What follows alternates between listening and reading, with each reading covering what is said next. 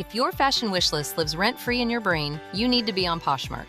With Poshmark, you're shopping millions of listings from thousands of closets, each curated by someone with their own style. Vintage finds, designer pieces, and everyday staples all in one place. Search for your favorites or let the discovery come to you. Poshmark makes it easy to find what you actually want to wear at prices that feel like a quiet win. Download the Poshmark app today and use code PODCAST10 when you sign up to get $10 off your first purchase. This podcast is sponsored by Talkspace. Ever feel like you're being pushed or pulled in more directions than you can even begin to process? When life demands more than you can give at work, in your relationship, or at home, Talkspace can help. Talkspace provides convenient online access to therapy, psychiatry, and mental health support. Just answer a few questions online and Talkspace will match you with a licensed provider in less than 2 days, with some even offering same-day appointments. Chat with a therapist over live video, audio, or messaging so you can get mental health support that fits your lifestyle and schedule. No taking time off work, no commuting to an office, and no waiting room. Just support that meets you right where you are. Best of all, Talkspace is covered by most major insurance plans with an average copay of $15. Get space when you need it with Talkspace. And now, you can get $80 off your first month with promo code SPACE80 when you go to Talkspace.com. Get $80 off your first month with promo code SPACE80 at Talkspace.com. That's Talkspace.com. On today's episode of The Bridge, a transformational health podcast with yours truly, Dr. Elizabeth Rogers, I'm sharing my personal story that changed everything, and the story that was the catalyst for the work I do today and the way I serve, and honestly, everything that I've become. You're going to get to hear some parts of the story I usually don't tell because they're so intimate and personal to me, but you are my tribe, so you get to know it all. Transparency is something you will always get from me here, so it's time to start with this story. Welcome to The Bridge, the show that bridges the gap between Eastern and Western medicine, science and spirituality, physical and energetic health. If you're a leader seeking to heal from within, ultimately achieving the pinnacle of health and well-being for your mind, body, and spirit, then rest assured, this show is tailored just for you. I'm Dr. Elizabeth Rogers, the Sherlock Holmes of health. I'm a trailblazing Harvard-trained epidemiologist turned transformational health coach. Basically, I find the clues that every other healthcare practitioner missed because they were looking in the wrong place.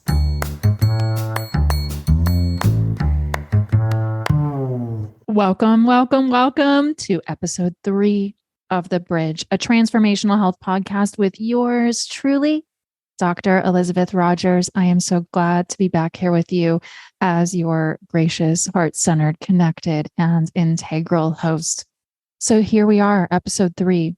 And like I said in episode 2, and to those of you who are new, if you're just listening for the first time, I definitely encourage that you go back to the beginning and start that journey from episode 1 so that you can share in this amazing, extraordinary experience that we're all having here together on The Bridge.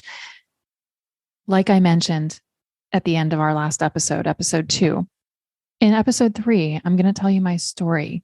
You know, what we're really doing here at the beginning of this podcast is building our connection, which is the foundation of this entire podcast. Just like your health and my health are the foundations of everything else we each do and create and build in this lifetime.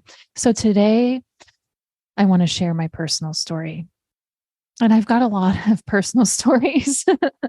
And I'll tell you, I don't believe in coincidences. So if you're here, there's a reason for it. And everything else we've been through so far up until this moment where you're listening to this podcast and I'm talking to you, everything that's happened to us up until this moment, none of it's been by mistake. None of it's been an accident. Everything we've each been through has not been a coincidence. Everything, even the things we perceive as negative and terrible and traumatic, everything that happens to us is an opportunity to learn, to grow, and to evolve. And it's up to us to choose to take those steps or not. Because then, unfortunately, when we don't learn, grow, and evolve from any particular situation, the lesson will tend to repeat itself in our life in other ways until we finally see. So the story I'm going to share with you today is about my health. It's about my near-death experience, which when I'm recording this episode is 16 and about a half years ago.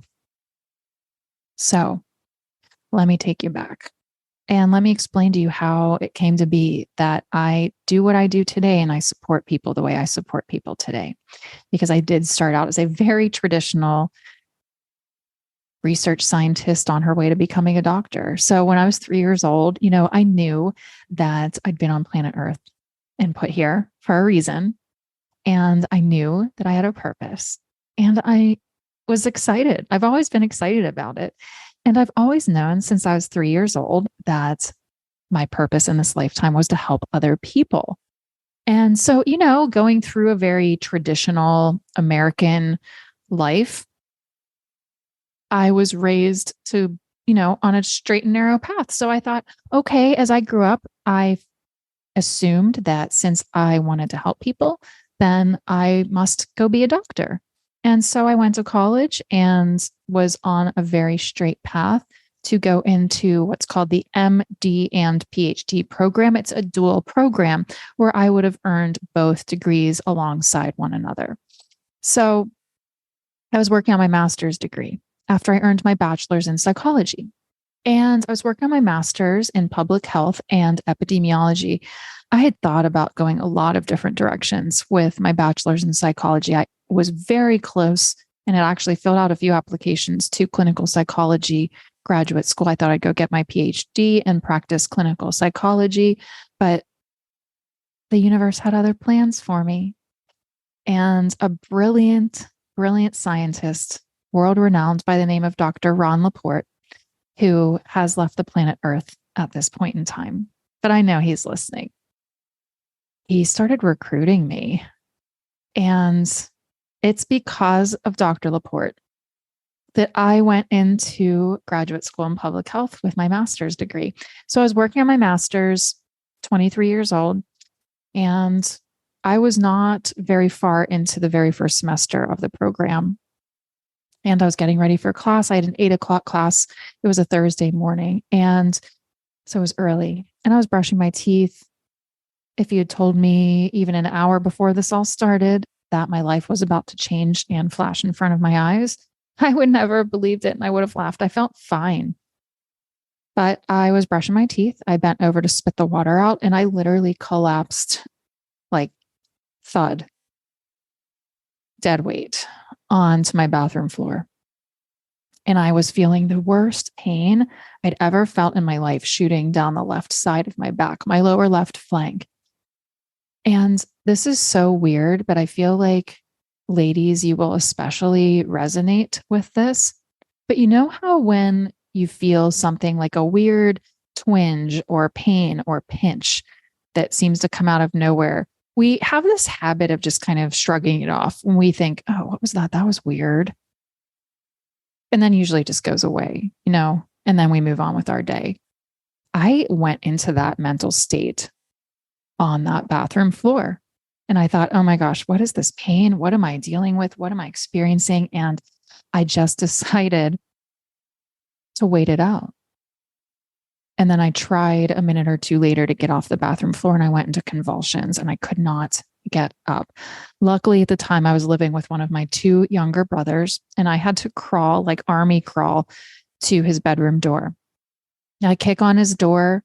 He's not happy that I'm waking him up early, but I must have sounded like I wasn't okay because I just remember saying, I need help. And the next thing I knew, his door swung open, slams up against the wall. He took one look at me, scooped me up, and started running and took me to his car, drove me a few minutes away. Luckily, we were close to the nearest emergency room.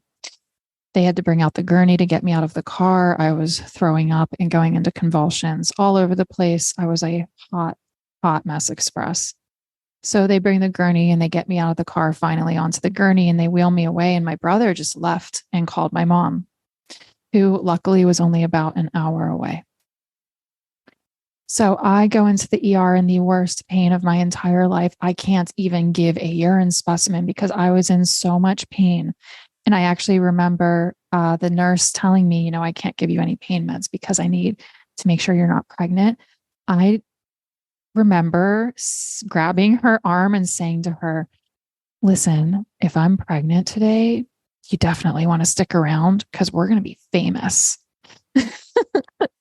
I was very single and not sexually active at the time. So I knew it was virtually impossible.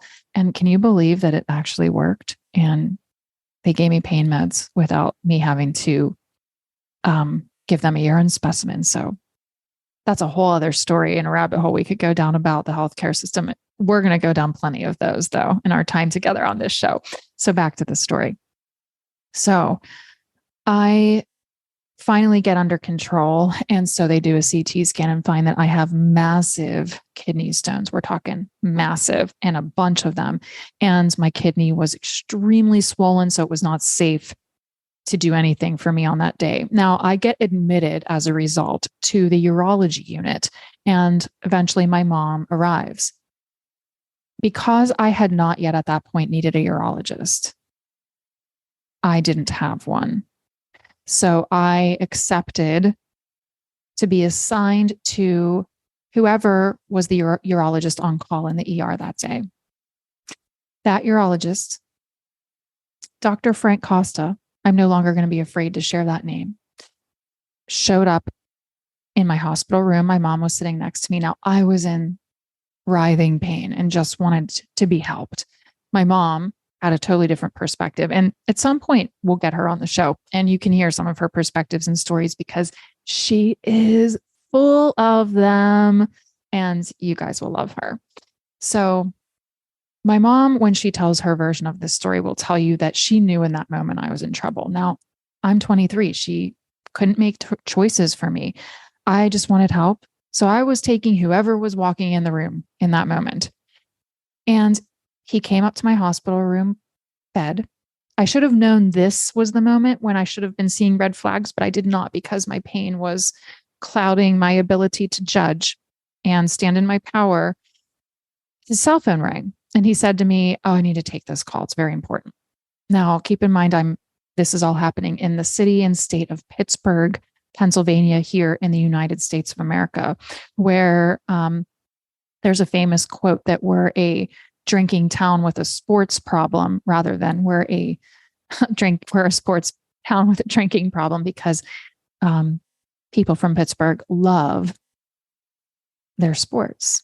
So with that context in mind, I listen to this urologist answer his phone and proceed to scalp his football tickets for the Pittsburgh Steelers game that was coming up that Sunday. That was the extremely important call that he had to stop talking to me and paying attention to me as his patient to take.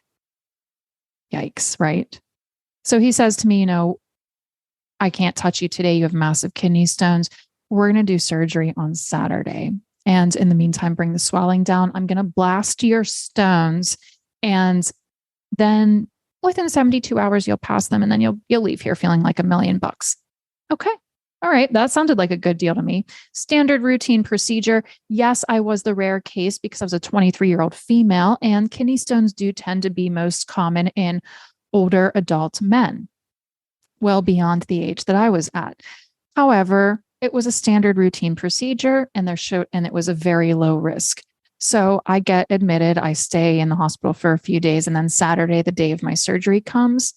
And to those of you old enough to know what Murphy's Law is, it was like from that point on that day, everything that could have gone wrong and more did go wrong. And what I want to share with you now is something that I wasn't able to have perspective about until years later, is that in that moment, when I realized that things weren't going right and I was scared, I had the power to say stop, to say no, to say this is not okay. I want another doctor. But I did not even recognize at that time, in that moment, when I was so much more immature and less evolved, that I had any choice at all. I did not even know that I had any choice at all. So to any of you listening, I need you to remember this. If you ever get into a situation like this, God forbid, or someone you love does, advocate for them. You are never stuck with anyone or any doctor. Never, ever, ever. But the doctor came to get me on that morning for surgery. And he was rushing. So he did not wait for my anesthesiologist to arrive. He actually had the transport team start taking me down to the operating suite. And I was not anesthetized. I was wide awake. Eventually, a nurse anesthetist caught up with us and he grabbed her, gave her a syringe, and said, "I'm too busy for this. So you're going to need to just shoot her up." And I remember seeing the look on her face. So whatever she did, she did. And then I watched the surgeon kick the crew out of the operating room who was sterilizing it from the procedure before mine. And he said to them, "I need you to get out of there because I don't have time to wait for this bullshit."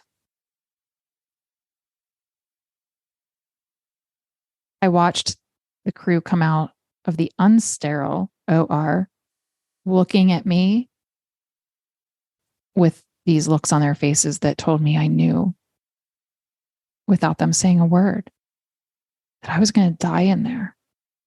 And now it was too late because I couldn't get up. And all I could think inside my head was, I'm going to die in there. I was already in training to become an epidemiologist, and I was fully aware of the risks involved of going into a non-sterile operating room. Nosocomial infections, otherwise called hospital-acquired infections, kill a lot of people every year. That should never be happening inside of our healthcare facilities, especially here in the United States of America, where we have one of the richest healthcare systems in the world.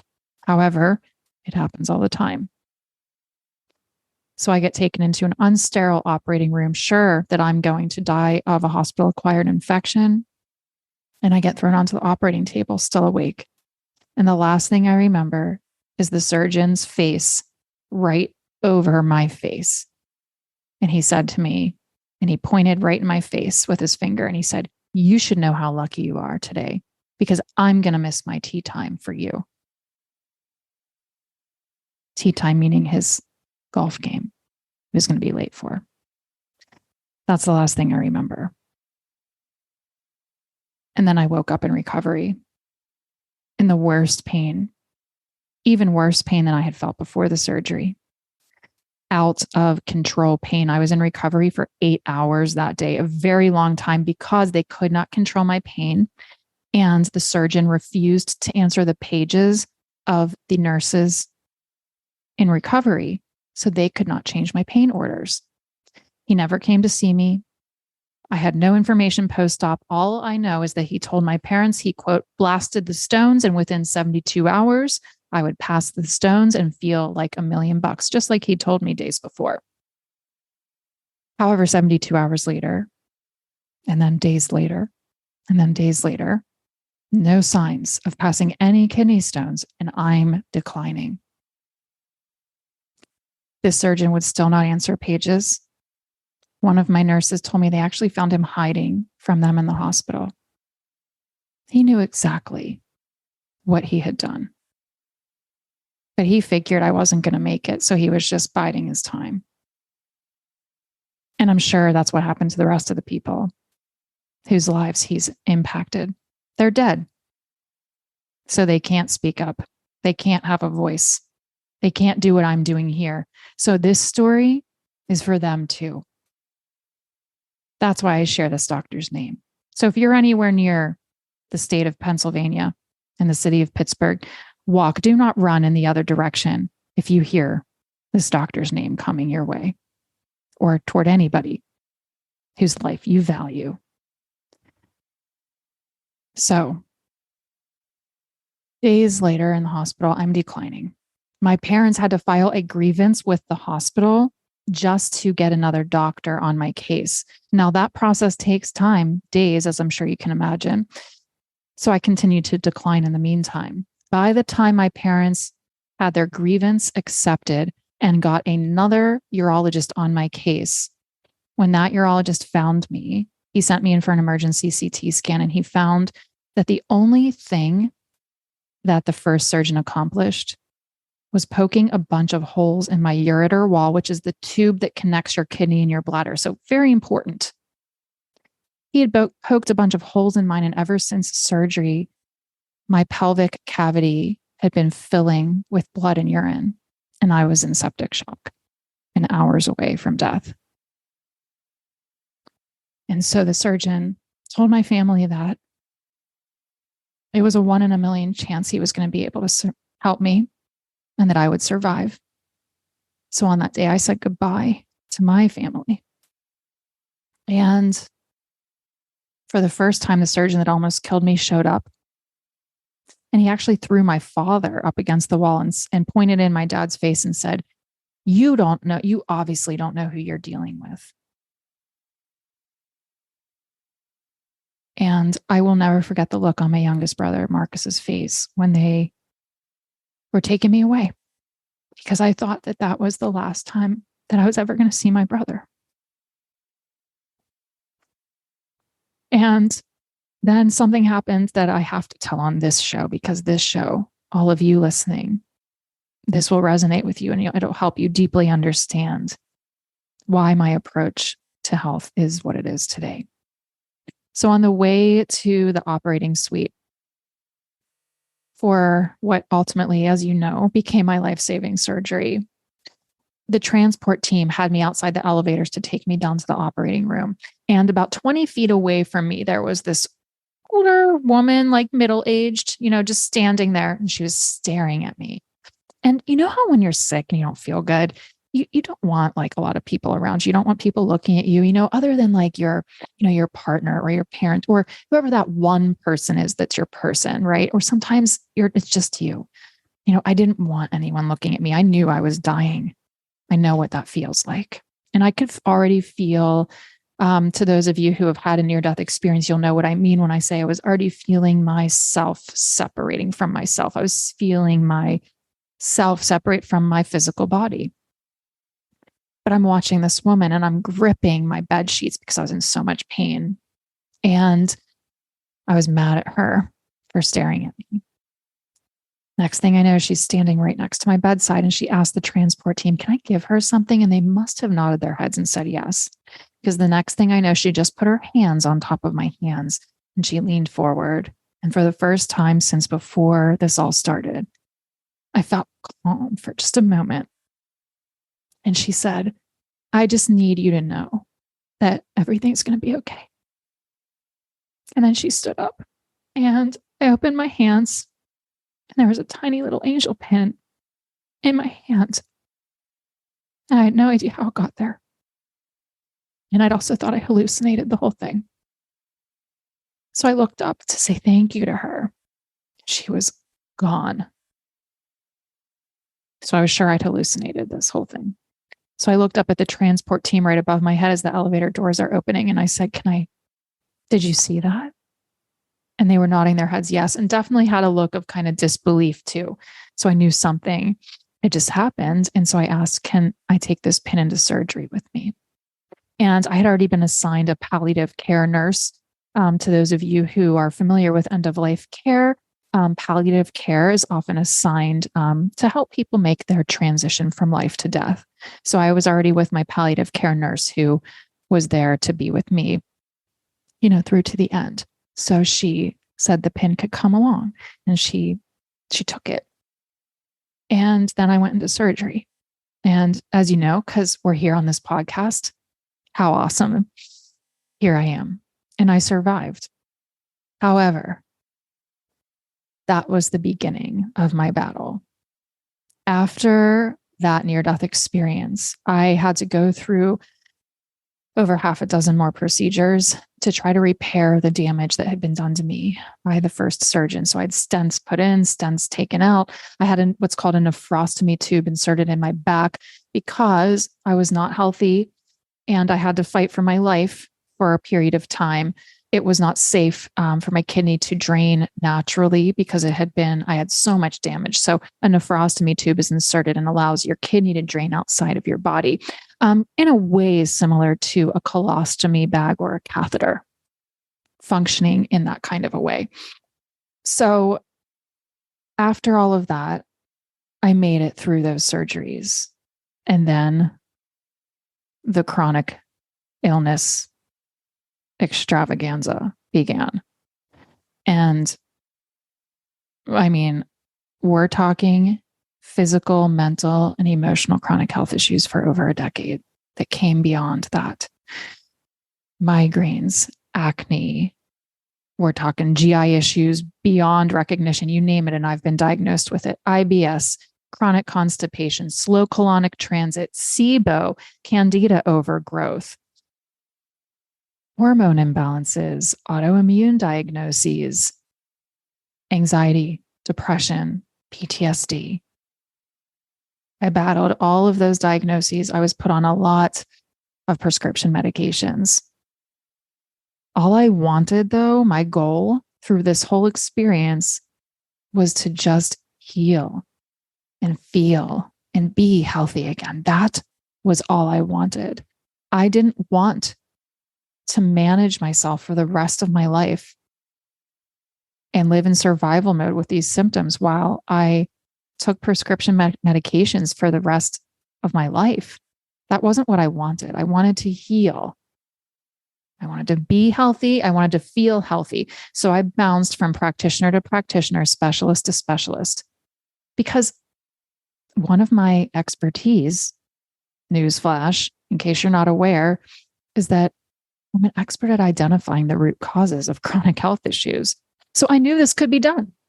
And I just wanted someone to talk to me about the root causes of my symptoms so that we could target those and then I could heal and set myself free. But nobody wanted to have that conversation with me. Every single traditional mainstream doctor and specialist I went to said to me, you're not going to be able to heal. You're just going to have to manage it. And then they'd give me another prescription. And I thought this was psychotic. And at a certain point, I felt like traditional Western medicine was failing me. So I left it behind. And then I jumped ship. I went over and I started seeing every other practitioner you could imagine. I saw naturopaths, holistic doctors, Ayurvedic doctors, chiropractors, health coaches, gut specialists, you name it. Chinese medicine doctors, acupuncturists, literally, you name it. And I have been there and done that. And while I felt those practitioners were giving me more pieces of the puzzle, ultimately, I wasn't finding what I was looking for. What was I looking for? I was looking for one person. Do you know how many doctors and practitioners and coaches' offices I went into sitting outside in the car with all the hope and faith in the world, practically in tears, thinking, this is going to be the one. They're going to be the one to help me finally heal. And then I'd walk out with another new lifestyle plan or another new diet to follow, being told to completely upheaval my life once again. But not one person was helping me put the pieces of my puzzle back together again. I felt like a broken patchwork quilt. And all I wanted was to feel whole. I wanted one practitioner to talk to me about the root causes of what was creating my symptoms on the inside and the out.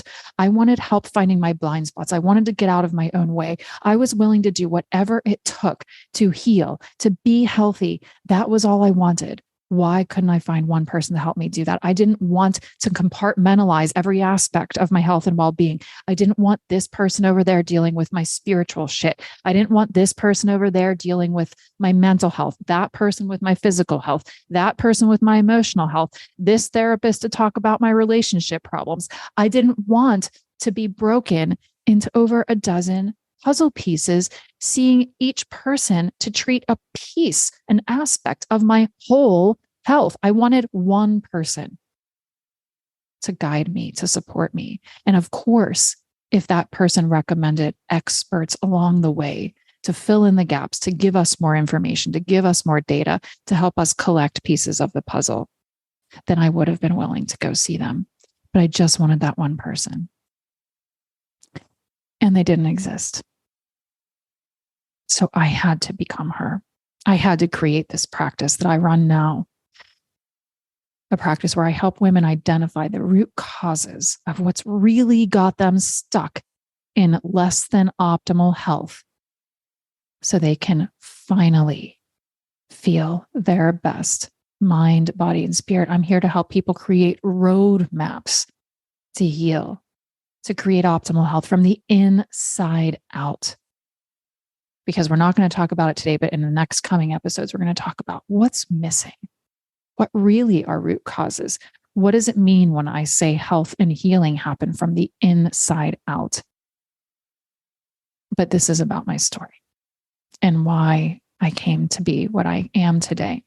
Someone that takes a root cause healing approach merged with medical intuitive energy work, transformational psychology, and grounded in evidence-based physical and energetic health principles.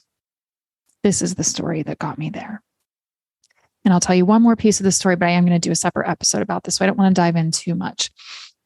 But I was my first client, and I was in a very emotionally abusive and unhealthy relationship in my past.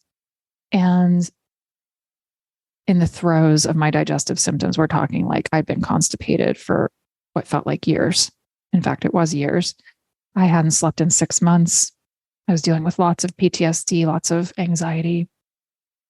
And I was in a very unhealthy relationship. And I looked in the mirror and I felt like I heard this voice, like my higher self or something, saying, "It's you. Don't you realize what you're looking for is staring you back in the mirror?" And on that day, I became my own first client, one step at a time. I put the pieces of my own puzzle together and I created optimal health and well-being again. And today, I'm free from all symptoms. I don't have any diagnoses. I don't take any prescription medications. I'm the healthiest I have ever been. I feel the best I've ever felt. And I'll end this just by saying this, that if I had to go back and live through that experience over again to be here with you today, I would. I'm grateful. I'm grateful for who it's helped me become. I'm grateful for all the lessons that it's taught me. It's taught me also about all the things I never want to be and all the types of practitioners I never want to become. It's helped me become everything I need to be able to be here to serve you now. And I'd do it all over again to get back here. Healing and whole health happen from the inside out. And this episode has gone on much longer than I wanted it to. But it's here because I want you to know that I've been there too. So to those of you listening out there, if you have a story and you want to share it, please send a message to the support@drelizabethrogers.com box. We'll link it here in the show notes. You know, we all have a story, and our stories help us become what we're meant to become. They help us serve the way we're meant to serve.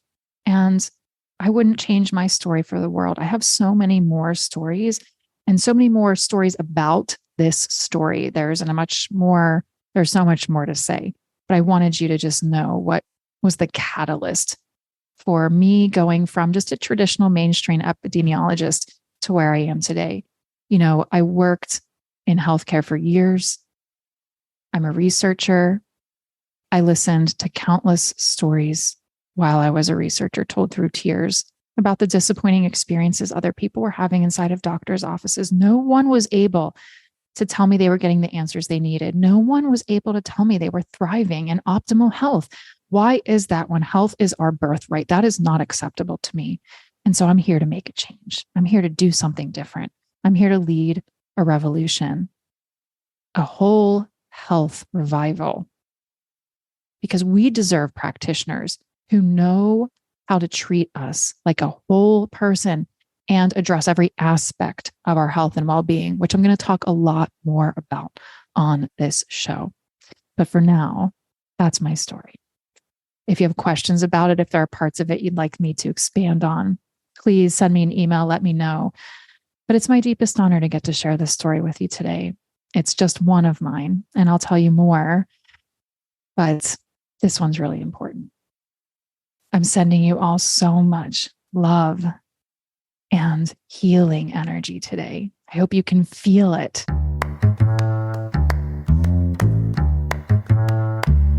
Thanks for listening to today's episode of The Bridge, a transformational health podcast with Dr. Elizabeth Rogers. If you're enjoying the show, then you are absolutely going to freak out when you join my private Facebook group, the Women's Whole Health Revival. Here, you'll be surrounded by not just me, but by a community of like-minded, brilliant women who value their health and well-being, just like you do. And we're also a community of women who desire the most transformative, effective, and reliable knowledge, tools, and resources to continue to create health and well-being, optimal longevity in mind, body, and spirit that lasts. And I'm really excited to share that when you get to the private Facebook group, first of all, make sure you tag me so I can personally welcome you. And second of all, if you're listening to this in real time in April or May of 2023, then when you arrive in the Facebook group, make sure you get yourself registered for my free workshop, Demystifying Your Health Equation, Simplifying the Path from Exhausted to Energized. It's starting on Monday, May 22nd, and it's free because we need you right now, and the world needs you. And we do not need more burned out, exhausted, and stressed out women. We need women standing in their power who are whole, energized, healthy, and aligned in mind, body, and spirit. And that is always going to be what I'm here to support you in creating.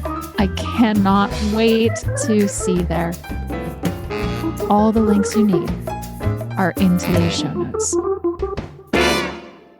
Marketing is hard. But I'll tell you a little secret. It doesn't have to be. Let me point something out. You're listening to a podcast right now, and it's great. You love the host. You seek it out and download it. You listen to it while driving, working out, cooking, even going to the bathroom. Podcasts are a pretty close companion. And this is a podcast ad. Did I get your attention?